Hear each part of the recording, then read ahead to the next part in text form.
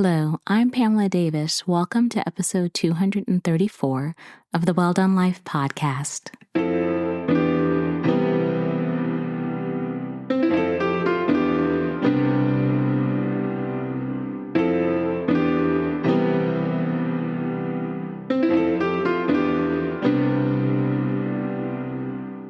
And hello, welcome back to episode 234 of the Well Done Life podcast. I'm your host, Pamela Davis. If you are new here, hey, how are you? Welcome. I hope that you will stay for a very long time.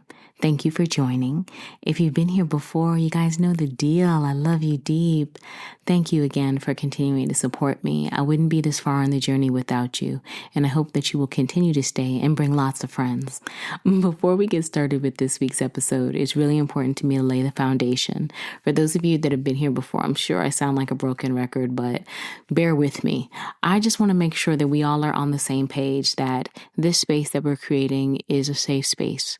And with that safe space, we have to make sure that our foundation is built really strong. So I build it on two very important things, and that is clarity and love. Clarity is really straightforward. I just want you to understand that I created the Well Done Life brand because I believe in the power of women. I believe in the power of us sharing our stories, the good, the bad, the ugly, so that we can inspire each other, so that we can support each other. I mean, nobody out here has this thing mastered.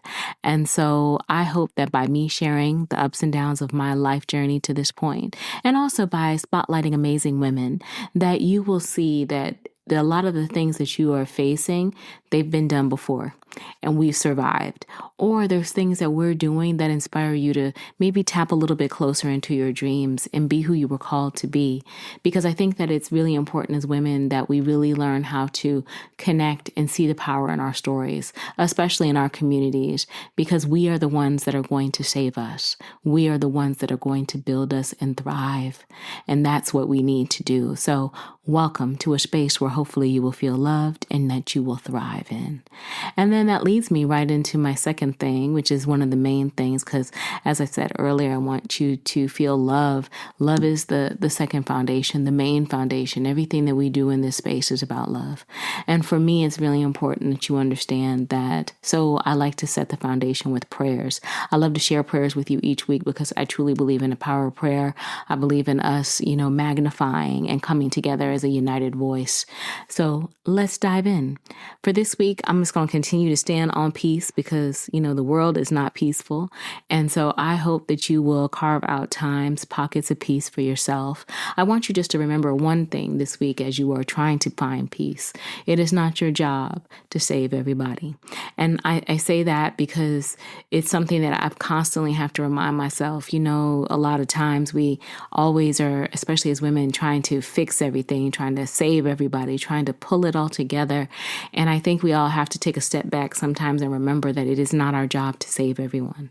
We can be there to guide, we can be there to encourage, we can be there to support, we can be there to nurture and to care and to love, especially as people get older or, they are not in our homes and we see people who are doing things that we know that they shouldn't be doing. We have to understand we can't save everybody. And it's okay to sit back and to give yourself a moment to say, I can't be everything in this situation. I need to step back and let you navigate it. Because a lot of times that's the only way that people learn. You have to let people be. You have to give your opinion when asked or required. And then you have to allow people to make choices. And you have to allow them to understand the consequences of those choices, be it good or bad. But you have to remember for yourself, you can't save everybody. And so please take that in as you are thinking about peace this week, because being able to just implement that in a small way in your life can grant you a moment of peace, grant a solitude of, internal calm that can help change the trajectory of your day, of your life. Don't deny yourself the ability to not always be available to everyone. And then also I'm standing on this one too, because it just becomes even more important now, I feel, than anything. I really pray that you also have the ability to have clarity. Remember, you have to be able to see things as they are. Don't be blind to it. See things as they are. Have that courage, because it does. It takes courage to see things. It takes courage to see ourselves sometimes in our weaknesses, in our flaws, and to love us. give yourself the space to do that, because clarity is so powerful. It aligns so closely to peace, because you can't have peace when you don't see things clearly, because you're allowing yourself to, have mirrors or blinders on, as they like to say, to things. And that's when the blinders slip, because they always slip. And then you're thrown off kilter, you're overwhelmed and shocked. Allow yourself the ability to see things clearly. In that clarity, allow yourself, again, to remind yourself it's not your job to save everybody. And it's also okay to take moments back for you. And it's okay to admit in clarity that you are disappointed, that you are frustrated, that you are angry, that you are sad. Acknowledge the emotions that you feel that the clarity brings, because clarity doesn't always bring happiness. Let's all be real. Clarity can bring some tough feelings, and you've got to be able to deal with them. Give yourself the space to deal with them, but see things as they are, for the truth is always the way. And then rounding out my prayers, because I'm going to keep it kind of nice and tight this week. I'm going to round it out with abundance. And I always pray for you to be financially abundant, because I want you to be a blessing to yourself and to other people. But again, I want you to focus on the abundance of the spirit, to focus on making the moments, the memories that are going to last a lifetime, that will sustain you during the hard times, because there always does come a hard time.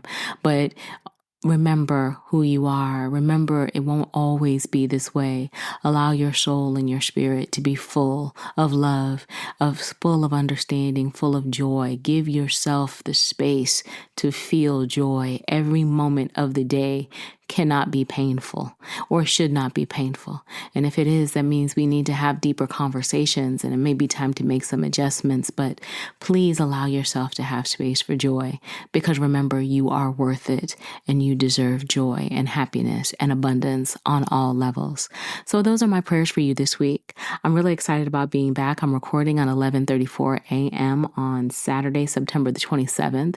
It is a beautiful cloudy day here in Central Florida, and I hope where you are that you have some sun shining through on you, that you have an ability to just breathe for a moment and just allow us to have this time together. So like I said, I'm really grateful to be back. I want to thank everyone for their support of last week's episode, Creating Spaces We Didn't Have. And if you haven't had a chance to check it out, I'm kind of like in this series, I feel like, about community. And it's funny because this episode that we're going to talk about, actually, I feel like is a part 2 of it. And so, because it really is weighing in my heart, I really feel like, especially with the times that we're living in, it is very important for us to build community. It is very important for us to pull back to some of the people that are around us that are struggling, especially our youth who are looking for direction and guidance from us, because maybe they didn't have that direction and guidance in their home. And that's not a judgment. That's just an honest, factual statement, because a lot of people out here are trying to find resources in, the next generation, the older generation, my generation. I'm Gen X, and I'm very proud for, how do we navigate this thing called life, and who are we to leave people behind? And being able to cultivate your community and create that community is essential in moments like this, because you need to make sure that you have people around you who are thorough, and you want to have people. And when I say thorough, I'm talking about people who you can count on, people who don't mean you harm, people who have your back, and who will lovingly correct you when you're wrong. That's what I'm talking about, thorough, because a lot of times, a lot of us are navigating a lot of surface level relationships. I mean, we live in a very transactional time, and there's so much social media and everything. But I also see out there, in spite of all that transaction and in spite of all that social media, I do see where people are truly looking for connectivity. People are truly trying to build community, and community is not about the surface anymore. You need to make sure you have the right people around you. You need to make sure you have a community that will stand the test of time, that will stand 10 toes down with you. And so that's what I feel like this series that is turning into is kind of what we're doing. And so kind of starting to dive in, like I said, I wanted to talk about this as kind of being like a part 2. And recently I put up a post on TikTok. Yes, I've started to jump a little bit further into the TikTok game, because I really enjoy it, even in spite of all the things that are going to be happening to it, I still enjoy it. And so I wanted to talk about something that I mentioned in that TikTok because I think it's essential. It's essential to our lives, but it's essential to our community and especially in building community. And one of those things is about making permanent decisions in temporary spaces. And see, I say that all the time because that's how I was raised. My parents raised me on that philosophy. They also raised me on Shirley Caesar, no charge. So as you can tell, I have some old school people, yes. And if you've never heard Shirley Caesar's no charge, I can tell you it is definitely one that will make you reevaluate asking your parents for anything. But that's a whole nother thing, and I digress. But essentially it is, let's talk about making permanent decisions in temporary spaces. Because I think it's time to kind of dissect that a little bit. I say it so much because I feel like a lot of people need to understand the importance of avoiding making permanent decisions based upon temporary pain. And we have to talk about it because a lot of times those decisions that we're making based upon the temporary pain are based in a root of a lack of forgiveness. And when I talk about that root of lack of forgiveness, I'm talking about a lack of self-forgiveness because of the mistakes that we've made or the people that we've entertained. And we have to understand that, or even the decisions that we made and how they've put us in certain seasons of our lives. I mean, a lot of times, I don't know, maybe it's just me. I've made bad financial decisions and career decisions, I even say at times, that have kind of kept me stuck in certain situations. I was able to navigate through. So I'm saying that to remind you that everything comes to an end, but you have to be very cautious because one decision can change the trajectory of your life. And we have to think about how a lot of that unforgiveness, a lot of those permanent decisions that we make based upon temporary pain, how they shape who we are and how we show up in our lives and how we show up in community. And so I wanted us to kind of have this conversation because I wanted to provide you with some context and hopefully some things to think about that will help you maybe navigate some areas of yourself where you may have made some decisions that feel like they are forever. And I want you to be able to have some weapons, some ammunition, some talk, some thoughts, some affirmations to help guide you into recognizing that just because it looks like forever doesn't mean that it is. And so I want to leave you or start you off with actually an anchor thought. And before we dive in, I think this is actually a really cool one to even talk about as an anchor thought. Your healing isn't just for you. It's for the people that's connected to you. And a lot of times, and we'll dive more into it, I'm sure, as we get into this conversation, a lot of times we forget about that sometimes our healing, it is not just for you. It's for the people that are connected to you. It's going to be for the people that you want to be connected to you, because I can tell you, the weights and the loads that you're carrying could be affecting how people support you in regards to community. It could be affecting you in regards to love. Are you allowing someone to truly love you, to be there for you, to support you, to encourage you because of the weights that you're carrying? Could it be impacting the relationships that you have with your family, with your friends? Are you able to even build really true, solid friendships? We're going to talk about it, but I want to leave you with that thought as we get started. So let me repeat it again. Your healing isn't just for you. It's for the people connected to you. So let's kind of dive in to temporary spaces and community ripples. And again, we know temporary spaces is pretty easy to think about. I mean, those are those moments of distress, the angers, the heartbreaks, the uncertainties that we've all felt, God knows. And I think it's just important to understand, life is going to life. And we are a lot of times gone through those moments. I know for myself, I think about it easily for the moments of heartbreak, the anger, the distress that I have felt in my life. I'm still trying to power through. I got to, because life is still going to go on. You still got to adult. And adulting is ghetto, but it's super ghetto when you're stressed out. It's super ghetto when you feel like your heart is about to break, because not all of us have the luxury of being able to shut down and sit down in it and deal with it. A lot of times we have to swallow it and keep going because work still has to get done. Bills need to still get paid. Family needs to get fed. Life still needs to continue. But inside, it's like you're breaking. And a lot of times we have to think about that when all those feelings, those emotions are welling inside of us, it's affecting how we are thinking. It is. It's affecting how our body is operating. I mean, I think I've mentioned this to you guys before. There was a season of my life when I was super unhealthy, and it was really a lot of it attributed to the stress that I was undertaking in reference to, my father's passing and becoming a caregiver to my mother suddenly. Like, my body was in shambles. I don't really think I had a good night's sleep for years. After he passed away, I couldn't sleep. I had insomnia that was caused from the stress of trying to deal with everything. And so my cortisol levels were extremely high. I'd gained like 30 pounds in a month right after he passed away. My blood pressure was sky high. I had so much inflammation in my body. I was so stressed out and stiff. I remember I could barely walk up the stairs in my home, and I don't have like a lot of stairs. I was just like really done. And so you have all of this flowing through your body. And then you are also trying to navigate life. Like, I'm trying to work a job. I'm trying to make sure the bills are paid. I'm trying to make sure I'm doing what it does. And I can think of one key moment in particular when I was like trying to make decisions during that time. And it's so small, but it's so real. I literally remember one time, it was my sister and I were driving home from work, and it was late, and I got stopped by the police, and the policeman was like, do you realize that your tag is expired? And I was like, what are you talking about? I just renewed it. Like, I swore this man up and down that I had renewed my tag. And it was like a little after my birthday. And I swore him up and down I had done it. And he was like, well, ma'am, I don't see anything in the system and stuff. And I just got so emotional. I remember I cried, and I was like, sir, I'm telling you I did it. I don't know what's going on. I'll take a look into it, please. And luckily he was nice and he let me go. But when I went home and I started looking into it and digging to it further, because I had the renewal notice, it came in the mail, and I had it on my desk. That renewal notice hadn't been open.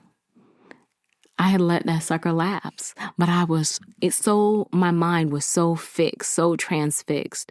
I was so swearing him down that I had done it. I swore it had to be an issue. Like, I couldn't think clearly.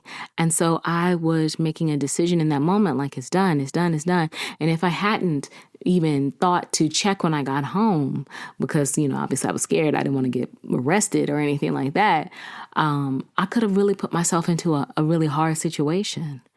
And so I'm saying that to you to say it's very easy for even the smallest things, because that's a small thing, to lapse because your mind is so overrun. You're so stressed out. And I mean, that's just one of the smallest things I've done. God knows. I've told y'all I hit rock bottom financially when I was undergoing that time because I wasn't making good decisions. I wasn't making decisions based upon long-term consequences, the thought of it. I was making decisions based, I'm just trying to get through right here in this moment. And how we have to recognize that a lot of times when we're stressed out, when we're feeling a lot of ways, we might need to take a break to come within ourselves where we can enforce that break, because unfortunately our feelings ripple outward. And it can create situations in ourselves that really will hurt us long term, that can jeopardize everyone around us. And so we have to be very cautious. And I'm very grateful that luckily that officer that night let me go so that I could figure it out, because he really could have created a whole type of scene. And I've had that happen too, because that wasn't the first and only time that happened to me. That did happen to me again, full transparency. And the second time that it happened to me, it shook me to the core of my soul, because literally I did that again. And oh my gosh, he took my license. He cut that sucker in half. It was crazy. And it just was a whole different situation. So again, I say to say that you have to be cautious, because a lot of times when you are in those situations, it just can create an atmosphere where bad decisions come, but your emotions, your feelings ripple outward. And unfortunately, it removes you or starts to remove you from support. And the reason that I say that is because you start to feel embarrassed. Like, these are some of the first times that I've really ever talked about some of the things. And I'll be honest, I don't always remember everything that I've been through because my mind blocks it out. Some of it is just so traumatic. Like, I've lost pockets of time because of my stress, and it's just what it is. But yeah, it ripples out. And I think about it because a lot of that season I was living by myself. And I wasn't by myself, but I was living by myself. I cut myself off. Like, I was embarrassed, and I was making decisions or beginning to make decisions that were going to have lasting effects. And so, like I said, you start to cut yourself off from support, and you start to, isolate, and you are in those seasons where you start to feel the weight of what you are carrying. And when you're in those seasons, kind of a moment where just to kind of take a breath and just to even think about it, I want you to reflect on this just for a second before we keep going about the weight of the decisions. When we make permanent decisions from hurt, we don't just hurt ourselves. We risk shutting out the very people God sent to help us to heal. Because if I think about it, like that officer that night, he was there to help me.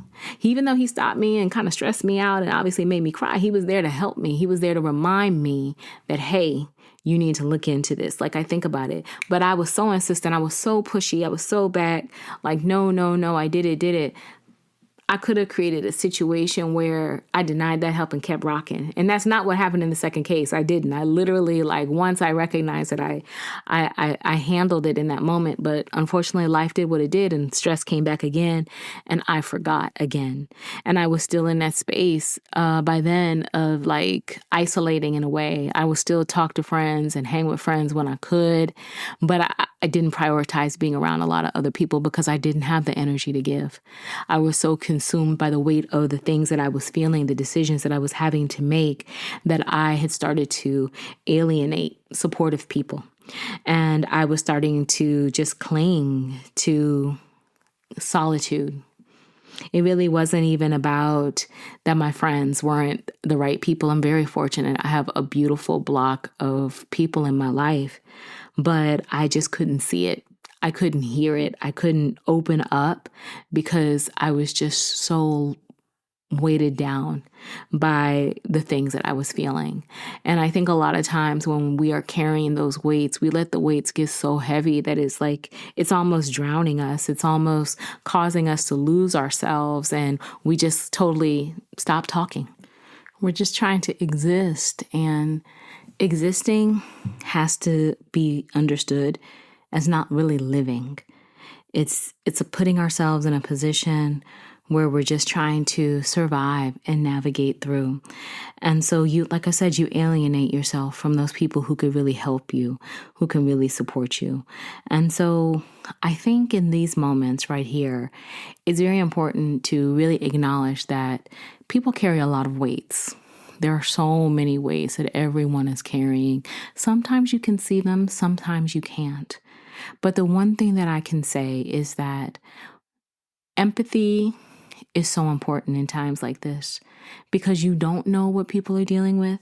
And if you are someone who is dealing with someone, I want you to be empathetic to yourself. I want you to take a moment to pause.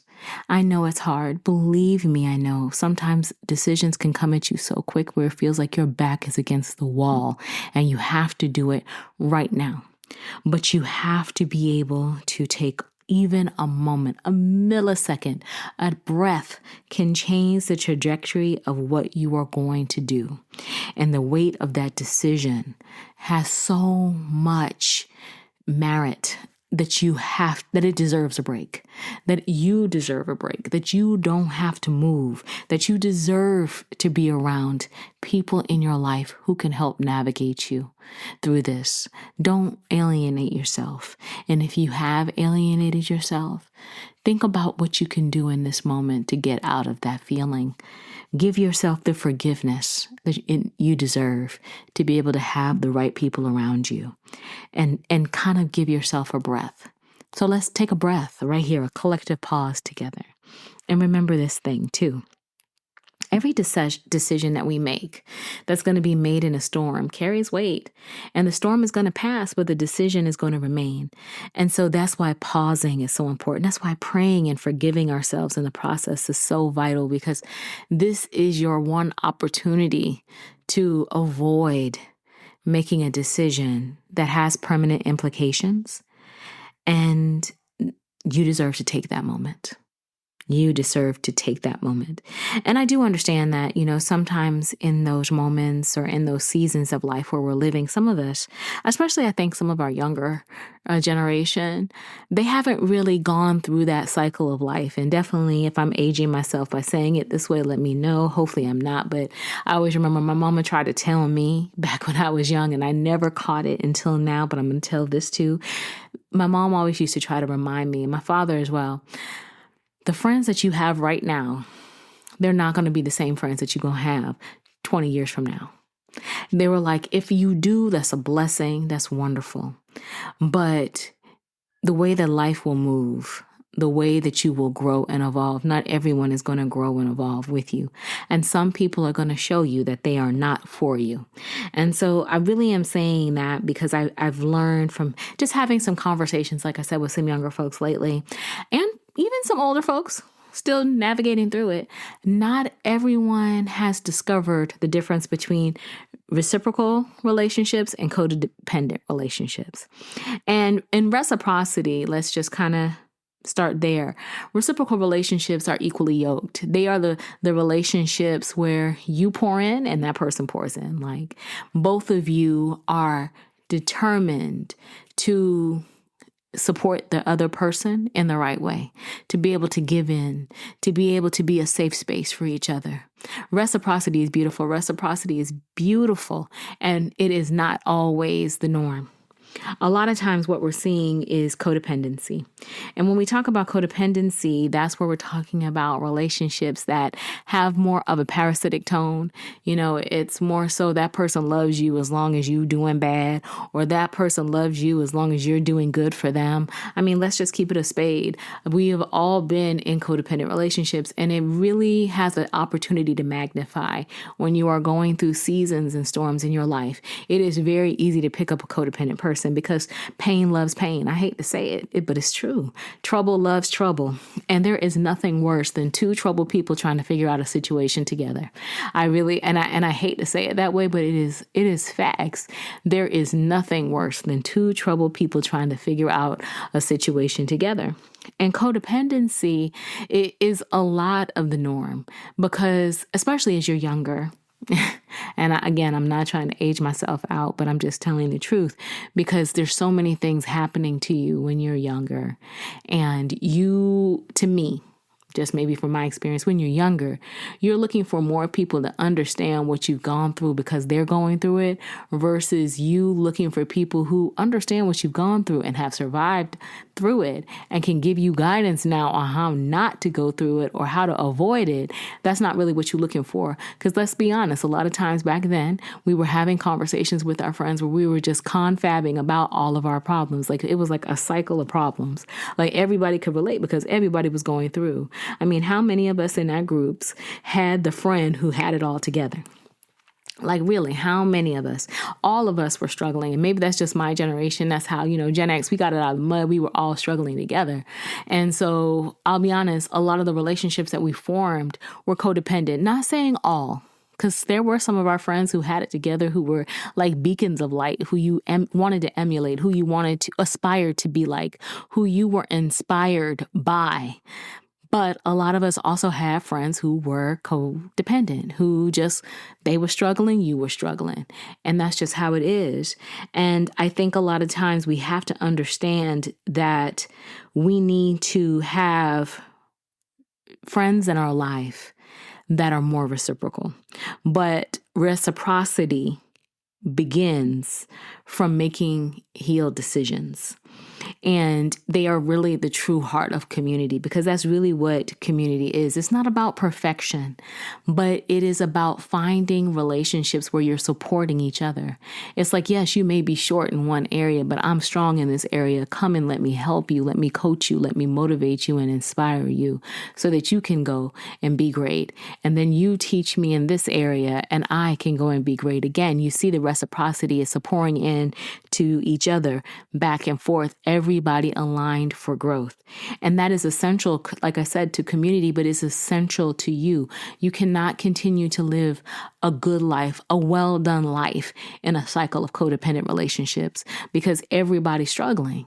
That's all you're going to know. And all you know is what you will project. I mean, again, it is that abundance mindset. It is the belief and understanding of who you are. You cannot allow yourself to be in those kind of decisions, in situations and making decisions like that, all the time. But I see that. And it scares me. And it scares me in the sense because a lot of times I'm seeing codependent relationships that are rooted in pain and trauma. And so both of you are trauma bonding because you've, not had good relationships and you're struggling and you're holding on to this person because they seem to understand everything that you're going through, and they do because they're going through it too. But again, like I said earlier, there's no way the both of you who are unhealed, who are both traumatized, who are both struggling can figure your way out. Or eventually you may figure it out, but it could take you years. It could cost you years. It can make you make decisions that can jeopardize the course of your life long term because you have decided that this is just enough, rather than putting yourself in position where you can step back and you can heal and you can learn how to remove your bond and how to heal your weight. And then you can move forward and be a light to yourself and potentially other people. Because just because one situation has to end now doesn't mean that it has to end forever. Sometimes it does end forever, and let's just keep it a buck. Sometimes it has to, because they're just not for you on your journey. Everybody can't go. But sometimes it just means that for a season, you have to step back from each other and give each other the space to heal through your traumas and your triggers and see how life takes you and where you go. You never know. You may come back again, better versions of yourself, or you may not. But as long as each is wishing each other well, is there really anything wrong with that? And a lot of times we get so caught up in codependent relationships of wanting to not let go of other people that you don't recognize that decision of not wanting to let go of that person is making a permanent decision in a temporary situation. And that temporary situation can now cause you to miss out on what God has for you, what life has for you. So sometimes you have to recognize, you have to let go to move forward. And if it comes back to you, it's meant to be. And if it doesn't, maybe it wasn't, but life will continue and you will continue to thrive. And I think it's important, especially in community, to really kind of learn how to value that, because one other reflection that I want to share is community isn't about perfection. It's about connection. It's about true loving connection. But you got to remember this, because I had to learn this myself. If I'm locked up in old pain, I can't show up as my full self. And so that robs you and the people connected to you of seeing who you truly are. Some of you are locked in pain. I've been locked in pain. And I think about it, those years where I was so isolated, where I was so within myself, I wasn't being true to who I was and who I wanted to be. And I'm just climbing my way out. Like in my 50s, I'm just figuring out that I'm ready to show up as my most truly open and authentic self. And I'm enjoying it. But I think about all the time that I wasted.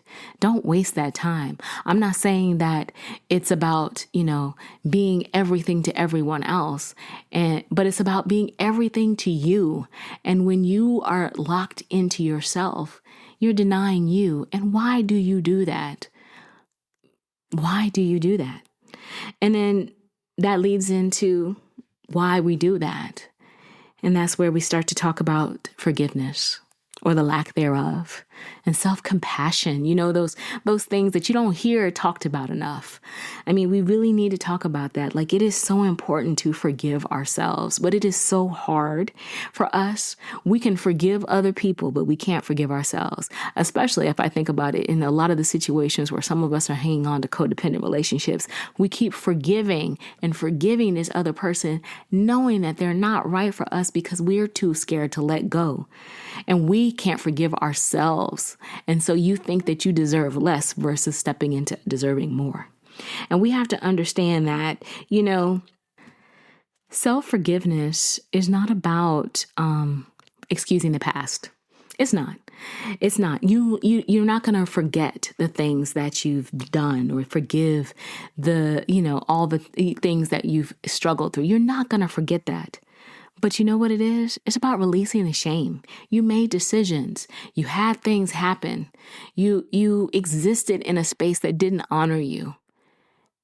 But that doesn't mean that you have to always choose to dwell there. Forgive yourself is about forgiving the shame of it all.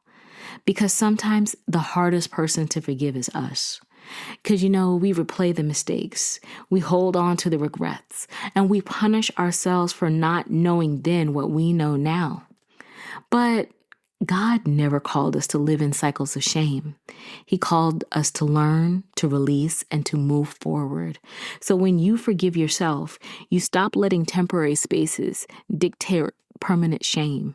You remind yourself that you are worthy of new beginnings. And that's where the root of healing takes place. A lot of times people can't heal because they can't forgive. They can't move past. We can't extend the compassion that we give to others to ourselves. And that is the greatest tragedy, because we should forgive ourselves because God forgave us. So who are we to continue to live in a cycle of shame when God has told us that we are worthy of new beginnings? And so knowing that we have to be worthy of new beginnings, it's time that we start to walk into our purpose, and we start to recognize that our purpose is not just tied to us, but it's also tied to other people. And you start to, look at the community you have and build some community, because we have to think about it. Forgiveness and openness really do align fully to God's purpose for ourselves. I mean, obviously everything that we've been through is a testimony. I mean, let's just keep it as buck. It is. That's your testimony. It's up to you whether you're going to hide it and continue to replay it in your mind like a highlight reel of trauma and pain that you have endured and just allow yourself to stay only at this level. Or you can say that was a season of my life that I have been delivered from. And I have made a decision to forgive myself for those moments that I contributed to.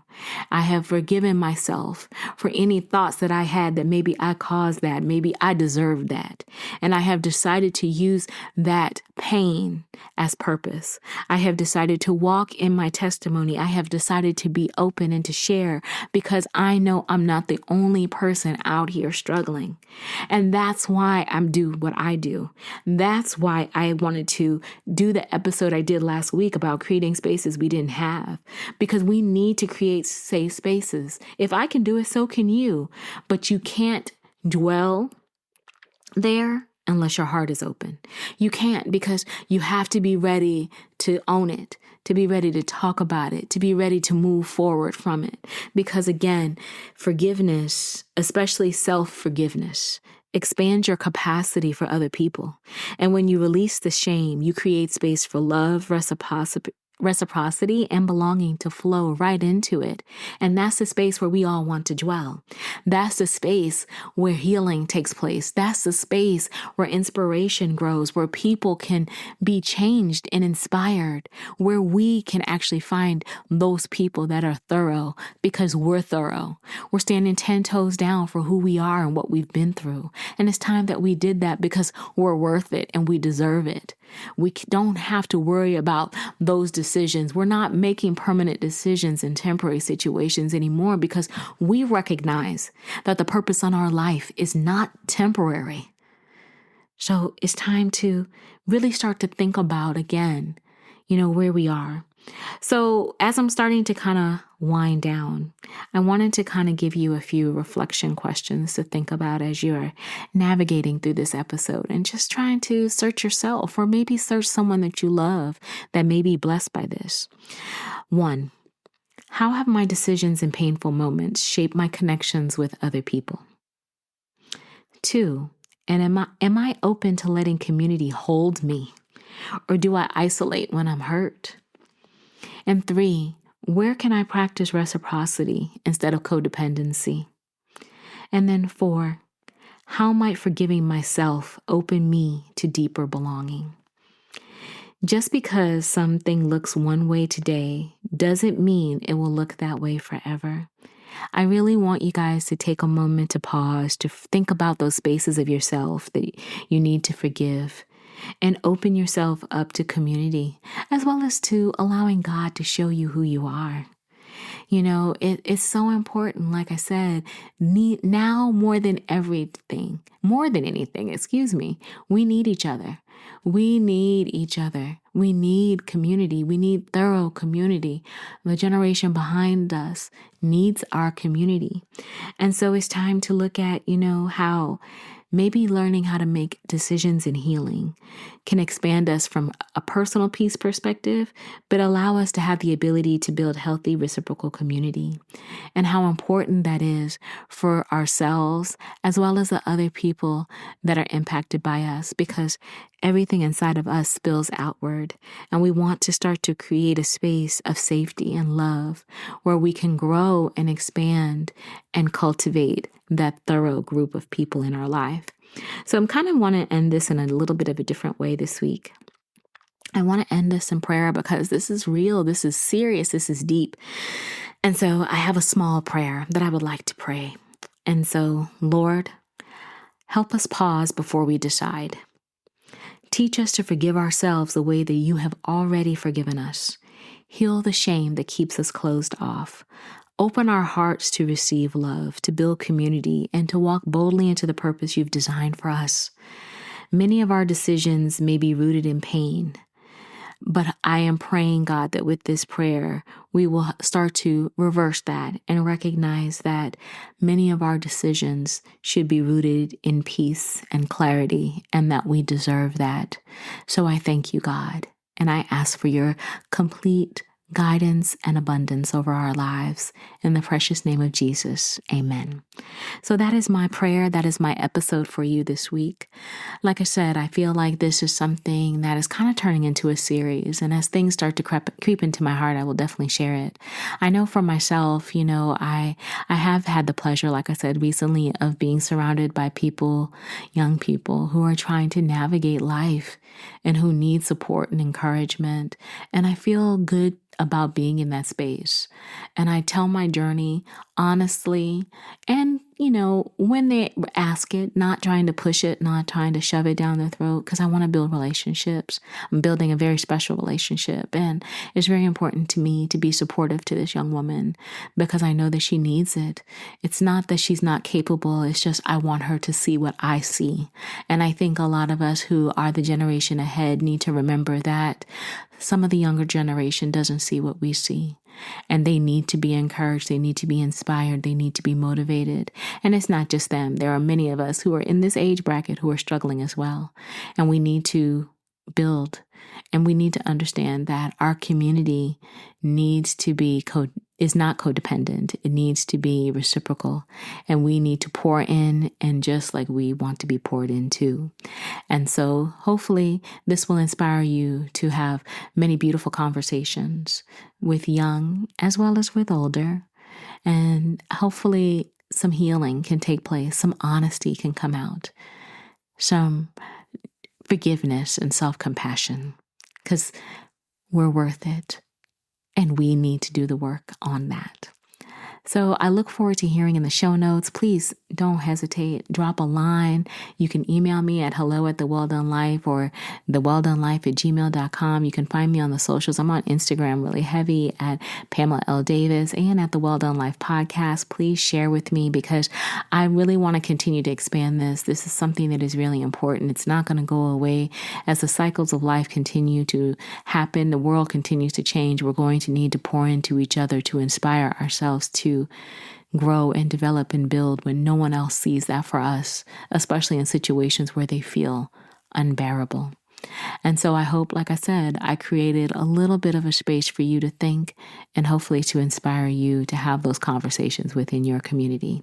I will be back next week, I believe, with another new episode. I'm still feeling this series. I don't know if it'll be a part of this series. We'll see, but I'm going to pop in and out as I feel because the need for these conversations are never going to stop.